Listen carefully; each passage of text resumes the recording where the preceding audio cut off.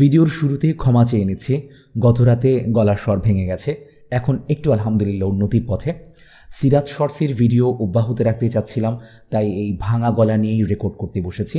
ভিডিওর কথার মধ্যে খুব একটা শ্রুতিমধুর হয়তো লাগবে না কথাগুলো শুনতে, তাই ক্ষমা প্রার্থী এবং সুস্থতার দোয়ার আর্জি।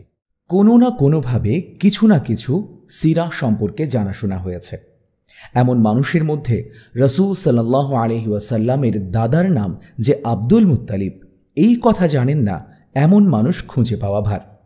কিন্তু আমাদের ঠিক কজন জানি যে আব্দুল মুত্তালিবের আসল নাম আব্দুল মুত্তালিব নয়, কিংবা কজন জানি তার আসল নামটা কী ছিল? আচ্ছা যাক, নবীজির দাদার আসল নাম না জানি, অন্তত আব্দুল মুত্তালিব নামে যে প্রসিদ্ধ ছিলেন অন্তত এটা হলেও তো জানি।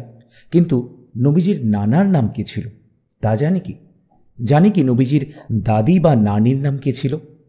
সিরাত শর্টসের আজকের পর্বে আমরা জানব ইতিহাসের গুরুত্বপূর্ণ এবং শ্রদ্ধেয় এইসব ব্যক্তিবর্গের নাম সম্পর্কে। চলুন তবে শুরু করা যাক। নবীজির দাদা আব্দুল মুত্তালিবের আসল নাম ছিল শাইবাতুল হামদ। তার পিতা ছিলেন আমর হাশিম বিন আব্দে মানাফ। হাশিম যখন মৃত্যুবরণ করেন তখন শাইবাতুল হামদ তার নানা বাড়িতে বেড়ে উঠছিলেন। হাশিম বিন আব্দে মানাফের এক ভাই মুত্তালিব বিন আব্দে মানাফ।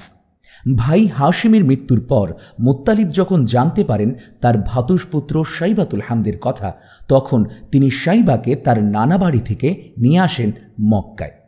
মক্কার মানুষ হাশিমের ছেলে শাইবাতুল হামদকে চিনত না, যার ফলে মুত্তালিবের সাথে একজন নতুন বালককে দেখে মক্কাবাসী মনে করল যে মুত্তালিব একজন আব্দ তথা গোলাম কিনে নিয়ে এসেছে।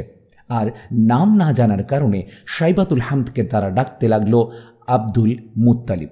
সেই থেকে শাইবাতুল হামদের নাম হয়ে গিয়েছে তার চাচার নামের সাথে মিলিয়ে আব্দুল মুত্তালিব। নবীজির দাদির নাম বিগত কয়েক পর্বের সিরাত শর্টসে আমরা আলোচনা করেছি, যিনি ছিলেন ফাতিমা বিনতে আমর। অন্যদিকে নবীজির নানা হচ্ছেন ওয়াহব ইবনে আব্দে মানাফ ইবনে জোহরা ইবনে কিলাব, আর নবীজির নানি হচ্ছেন বাররা বিনতে আব্দুল উজ্জা ইবনে উসমান ইবনে আব্দিদ্দার ইবনে কুসাই ইবনে কিলাব। নবীজির দাদি, নানি কিংবা নানার নামগুলো কি আপনি আগে কোথাও পড়েছিলেন? পড়লে কোথায়? কমেন্টে জানিয়ে দিন।